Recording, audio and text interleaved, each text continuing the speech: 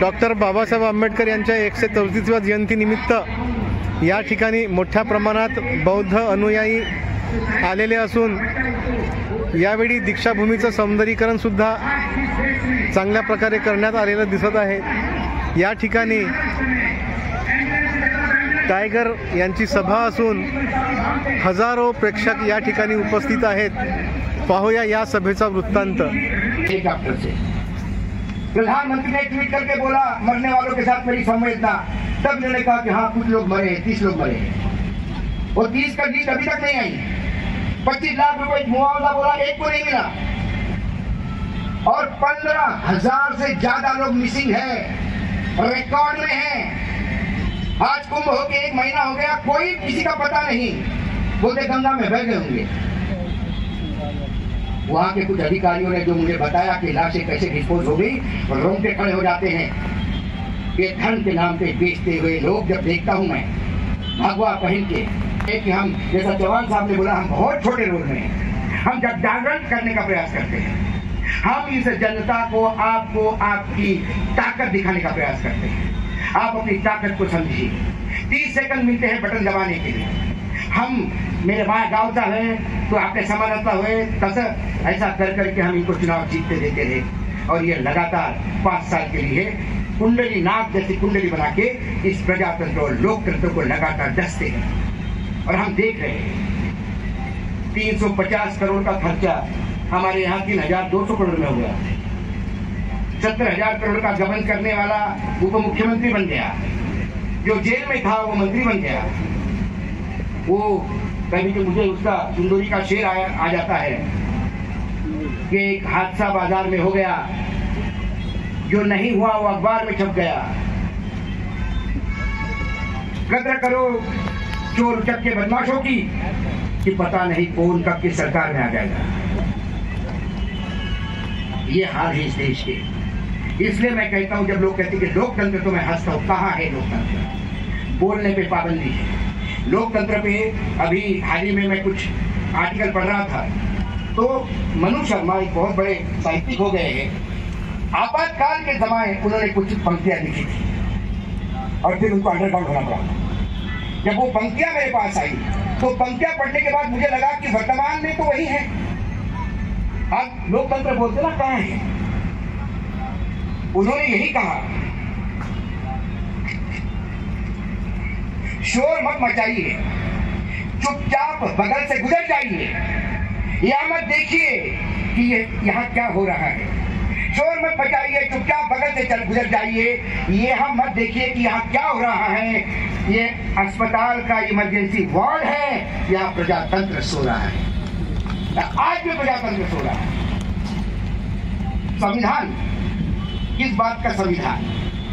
जब आदरणीय प्रधानमंत्री ने दूसरी बार आके सेंट्रल हॉल में संविधान के सामने पहली बार आए तो पार्लियामेंट को उन्होंने साष्टांग दंडवत कर दिया था। वो ये बताने के लिए कि ये बिल्डिंग अब कुछ दिनों की है। बाद में समझ में आया जब उन्होंने संविधान को नतमस्तक किया तो उसके मायने ये थे कि बहुत रहिए बाहर, अब अंदर चलेगा, अब देश में चलाऊंगा। संविधान है कहाँ? कौन सा संविधान? राम जन्मभूमि का ट्रस्ट बनता है। ध्यान से सुनिएगा। उस ट्रस्ट के रूल में ये लिखा है कि वहां का कलेक्टर पदेन मेंबर होगा, 100%। यदि वो हिंदू धर्म से नहीं होगा तो उसके नीचे वाला अधिकारी मेंबर होगा। यदि नीचे वाला भी हिंदू नहीं होगा तो उसके नीचे वाला हिंदू होगा। राम जन्मभूमि पर हिंदू ही होना चाहिए, ठीक है, आपकी इच्छा। फिर वक्फ बोर्ड पे आपको हिंदू क्यों चाहिए? और उससे भी ज्यादा बुद्ध गया में जो संघर्ष चल रहा है वो बुद्ध की भूमि है। वहां एक कमिटी है, वहां आधे मेंबर हिंदू क्यों चाहिए? किस लिए चाहिए? वहां आंदोलन चल रहा है, इनके कान पे जू नहीं रही। एक दलित नेता, विरोधी पक्ष नेता है मध्य प्रदेश, वो एक मंदिर में जाता है तो बीजेपी के नेता उस मंदिर को गंगा जल से धोते हैं, बोले पवित्र हो गया। मैं तो आह्वान करता हूं कि जो भी नेता आता है यहाँ पे दीक्षा भूमि पर श्रद्धांजलि देने, उसके बाद फिर से एक बार धोना चाहिए इसको, क्योंकि ये अम्बेडकर जी को बेचते हैं। ये हमारे बाप को बेचते हैं, अधिकार इनको किसने दिया? अम्बेडकर चाहिए तो समग्र ले लीजिए, टुकड़ों में अम्बेडकर नहीं मिलता। अम्बेडकर जी चाहिए तो वो अम्बेडकर भी ले लीजिए जो बोलता है मैं ब्रह्मा विष्णु महेश को नहीं मानूंगा, मैं किसी भगवान के अवतार को नहीं मानूंगा। वो अम्बेडकर चाहिए कि आपको ये पूछो पहले। दलित नेता जिसने दलितों के लिए कुछ किया हो, अम्बेडकर जी के बाद काशीराम जी भी छोड़ दिए तो मुझे दूसरा उदाहरण नहीं दिखाई देता। सबके बच्चे फॉरेन में पढ़ते हैं, सबके अपने बड़े बड़े हैं और मतदाता वहीं रहता है। 5 साल बाद फिर जाता है नए लॉलीपॉप के साथ और वो लॉलीपॉप लेके घूमता है चुनाव तक। चुनाव का फट्टा हो गया, 21 रुपए आने वाले थे, पहले रोज पूछती है 21 रुपए कब आएंगे, वो नहीं आएंगे। किसानों को कर्ज माफी थी, कब आएगी, कब नहीं। जो लोग चुनाव में किए हुए वादों को चुनावी जुमले बोलते हैं, वो इस लोकतंत्र का यदि हिस्सा है तो फिर लोकतंत्र कहाँ है? सवाल है, फिर लोकतंत्र कहाँ है? लोकतंत्र है ही नहीं। और आज हमें प्रण लेना होगा, इस लोकतंत्र को बचाना है। भ्रष्टाचार की लड़ाई मत लड़िए, व्याभिचार की लड़ाई मत लड़िए, बस लड़ना है तो लोकतंत्र की लड़ाई लड़िए। संविधान को बचा के रखिए। मात्र संविधान का मैं प्यार करता हूं, ऐसा फोटो खींचने से संविधान नहीं बचता, या घर घर संविधान बांटने से संविधान नहीं बचता। मैं कहता हूं कि पहले संविधान, इन तमाम सांसदों ने, विधायकों ने संविधान पढ़ना चाहिए।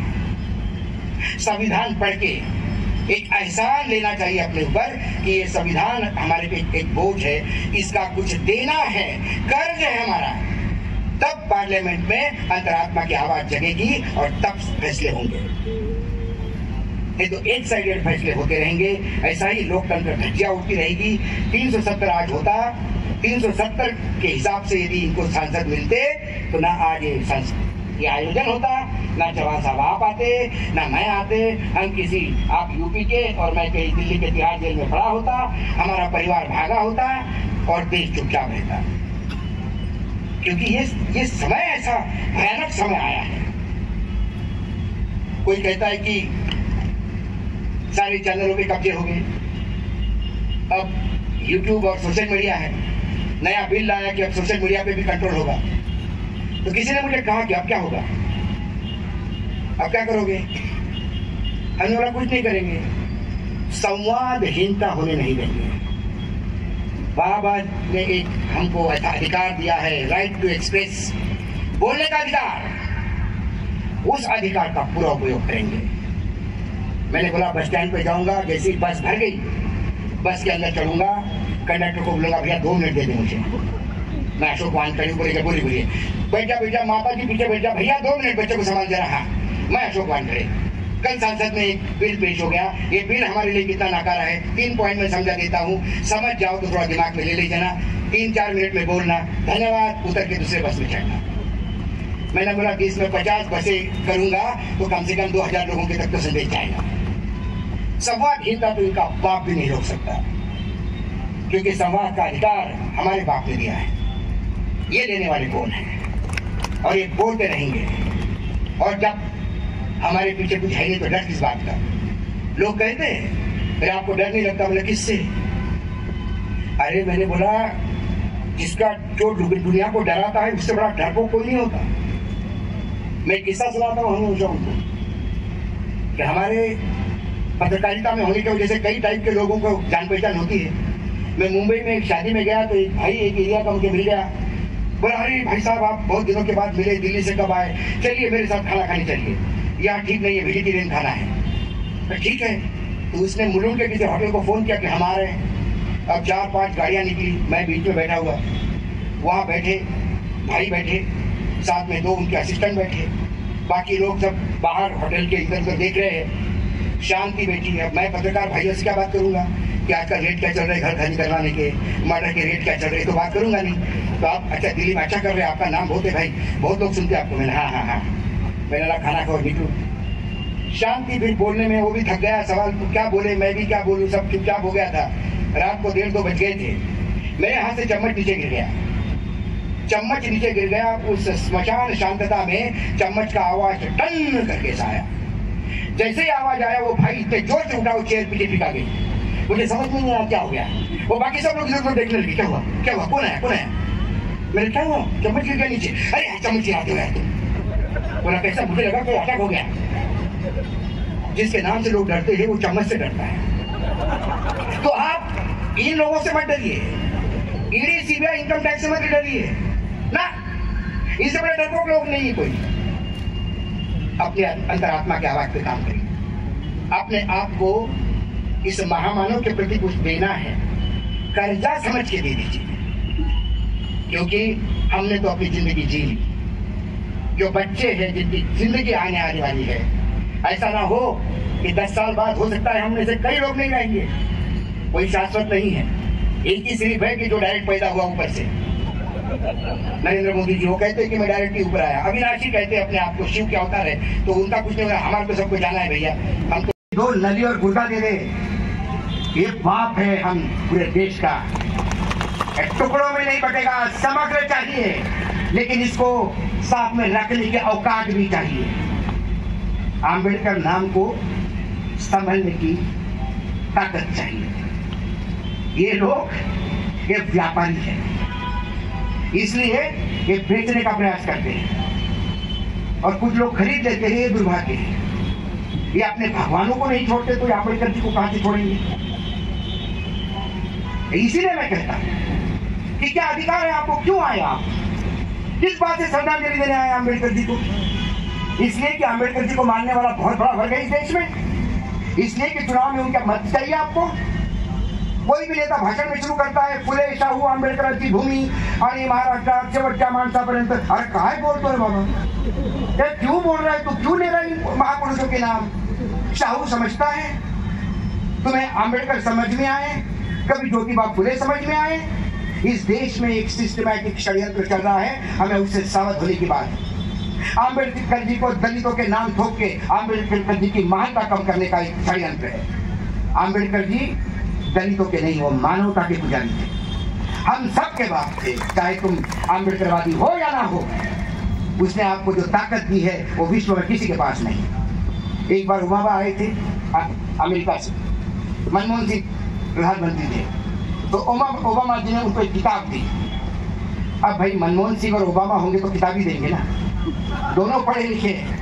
अब अमेरिका से कोई आएगा तो वो अनपढ़ है और यहाँ कुपढ़ है, तो एक किताब तो दी नहीं जाती, $100 दी जाती है। तो ये दोनों जब किताब दी तो उन्होंने अपने पेन से कुछ लिखा और किताब दी। सीताराम येचुरी खड़े थे, सीताराम येचुरी ने कहा, वो किताब ली मनमोहन जी के हाथ से, उसमें लिखा था from the oldest democracy to the biggest democracy. Sitaram Yechury ने कहा, excuse me mister prime minister, president, I think you are wrong. It is not only the largest democracy, it is also the oldest democracy. तो वो बोला, how come? या ऐसा कैसा? बोला, हमारे देश में महिलाओं को जब अधिकार मिला मतदान का, उससे 12 साल बाद अमेरिका ने दिया। तो ओल्डेस्ट डेमोक्रेसी हम हैं। Don't define democracy according to you what you think so. और उन्होंने कहा कि yes, I correct myself। ये क्यों हुआ? हम सबसे पुरानी लोकतंत्र क्यों बने? हम सबसे बड़ा लोकतंत्र क्यों बने? लेकिन जो डर था बाबा साहब को, उस डर को हम साकार होने दे रहे हैं।